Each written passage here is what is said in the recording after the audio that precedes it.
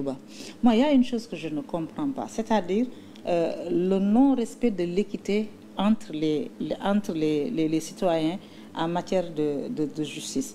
Dafa am ñoo xam ne dañ leen fi jàpp ci ay dossiers le cautionnement est permis, on leur a permis de cautionner. Mu am ñoo xam ne dañ leen jàpp ci ay dossiers ñu présenter un cautionnement dans un premier temps juge bi rejeter la procédure parce que dañu ko présenter baaxul. Ils sont allés tout faire, ils ont fait tout dans les règles de l'art, ñu rejeter seen cautionnement. Mieux encore, pire encore, ñu teg loxo ci montant yi nga xam ne ak nature bien yi nga xam ne dañ ko cautionné. Beneen bi mooy un magistrat ñu def une expertise médicale ñu ne la situation de telle personne n'est pas compatible muy Farba Ngom muy Lat Diop, leurs situations ne sont pas compatibles avec une détention. Là aussi les autorités judiciaires ferment les yeux. Pourquoi cette inéquité-là dans la délivrance de la justice? Tu as posé deux questions par rapport à caution. Damay rappel da nga joxe ñaari situation bu njëkk c'est encadré par la loi. Soo demee dans le code de procédure pénale article 140 dafa ne képp ku ñu jàpp pour détournement, soustraction ak escroquerie sur les deniers publics bu dee nekkoo fa dañoo def mandat d'arrêt. Bu dee yaa ngi fii Sénégal on te fait un mandat de dépôt article 140 code de procédure pénale mu ne mais il y a 3 conditions pour nga bañ a tëdd kaso. ñu ne 1 nga nangu remboursé maanaam man dañ may jiñ 90 millions ma ne man daal nangu naa maa jël 90 millions damay remboursé. Dans ce cas muñ ne la bàyyi espérant que bés bi ñu lay jugé. juge bi dina la yërëm parce que avoué nga. Deuxièmement nga contesté ko defuma ko mais comme que bëgguma tëdd kaso ma jël 90 millions cautionné ko. Troisièmement nga feebar. Ñett yooyu mooy tere bu ñu la jiiñee il faut ñu xam bu ñu la jiiñee détournement, escroquerie et soustraction sur les deniers publics. Loolu c'est le rapport Cour des comptes. Maintenant ñi ngay tudd nii Farba Ngom ak Tahirou Sarr. rapport CENTIF moo leen jël CENTIF il faut ñu xam ne aussi ban rapport moo épinglé nit CENTIF te CENTIF la blanchiment d'argent, financement du terrorisme et prolifération des armes de destruction massive. Ñoom li leen jàppe ak ñi bokkul xam nga CENTIF fallait commencer liggéeyam au niveau des banques.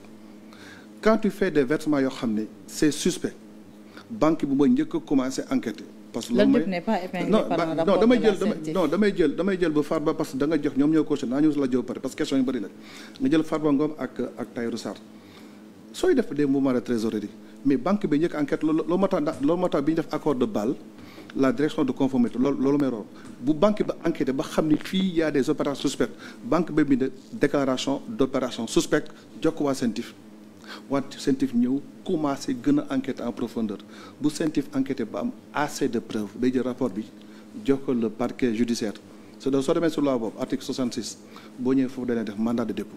Maintenant les cautions fële bu dee escroquerie d'office mais bu dee pôle judiciaire financier ngay cautionné xam nga tey su ma nee 90 milliards ngeen ne 90 milliards mun naa ko am mais yow nga ñu ne léegi man bëgg naa la cautionné 90 milliards mais dama lay jox benn oto jox la benn vélo jox la benn terrain mais le juge mooy évaluer bu ko neexee am na latitude nangu ko wala bañ ko nangu mais ce n'est pas le cas de détournement, soustraction et escroquerie sur les deniers publics bi ñu toppee ñeneen. Juge bi dafa évaluer dans un premier temps quand ils ont déposé les cautionnements ñu ne respecté wuñu procédures yi gars yi dem CDC déposer labelliser les chèques. gars yi dem impôts et domaines gager labelliser les biens fonciers. ñu def estimation bi pour Tahirou Sarr qui est poursuivi pour 11 milliards il a présenté une caution de garantie de plus de 400 milliards. Farba Ngom qui est poursuivi pour 25 milliards il a présenté une caution de garantie de 31 milliards. mais bu njëkk ba dañ leen waxoon respecté wuñu procédure bi. Les avocats se sont attelés au respect de la procédure en termes de cautionnement léegi ñu indi affaire bi juge bi bloqué. léegi juge bi bloqué lan la argumenté. mais mu ne gis nga tant que gars yi damuñu di lire dañu dugg confusion yi rek buñ la jàppee dama koy répéter encore une fois article 140 code de procédure pénale soo demee code pénal code pénal article je pense 153 moom may wax détournement soustraction escroquerie pour les deniers publics moom la lié article 140 maintenant bu lay fële le juge moo am la liberté la liberté d'accepter ou pas. Il faut aussi gars yi aussi di dem lire le fond de dossier dama ne bu doon da nga génne 90 millions dina xam ne lii xaalis mais indi ko ay terrain moom moo xam accepté ou pas parce que mu ngi indi terrain boo xam ne turu keneen la muy dem di ñëw. mais les avocats ont fait tout ça ont fait tout le travail de préparation. Dans un premier temps juge bi ba muy rejeter les cautions. waaw loolu la waxoon. mais on a voulu avoir une justice indépendante le juge a tranché mais on laisse la justice faire son travail. Et le rejet des expertises médicales. C'est le juge seul habilité à accepter est-ce que c'est baax na ou pas parce que tey jii quoi qu'on puisse dire hein, l'exécutif ne peut rien dire à la justice le juge est libre de faire ce qu'il veut. Donc le PGF moom mooy conduire dossier mais le pôle judiciaire financier bii Macky Sall mettre en place en septembre 2024 nommer les Bassirou Diomaye Faye nommer les juges ils sont libres c'est des juges qui sont libres c'est à eux d'apprécier. mais s'il y a bu gars yi aussi di jaawatle. s'il y a un rapport médical.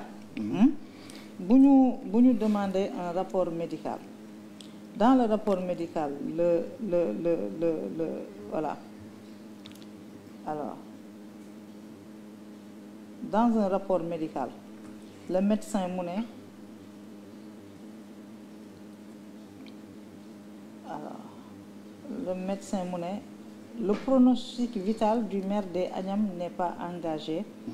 Mais le médecin considère toutefois que son état de santé n'est pas compatible avec la détention en milieu carcéral. Okay. Pourquoi on ne prend pas en compte cet avis médical? Mais moi, malheureusement, je ne suis pas un juge. Pôle judiciaire financier. Non, je vous interpelle en termes d'équité et de respect des droits des citoyens. Maintenant, équité, moi, je ne parle pas en termes d'équité, je parle en termes de séparation des pouvoirs. C'est le juge moom leen teg foofu moom moo mën apprécier peut-être il a des éléments d'appréciation que les autres n'ont pas parce que c'est mu ngi un rapport médical mais le juge des fois dina am des éléments d'appréciation xam ne les gens qui sont dans la rue même certains journalistes ne l'ont pas tey ji avocat yi kuy plaidel benn opposant des fois da ngay fexe ba yóbbu ko au niveau de la presse mais le juge bi yor le dossier il a des éléments peut-être que les gens n'ont pas moo tax je ne parle pas plutôt d'équité mais j'ai fait plus allusion à ce qu'on appelle la séparation des pouvoirs. Alors, les juges ils sont libres.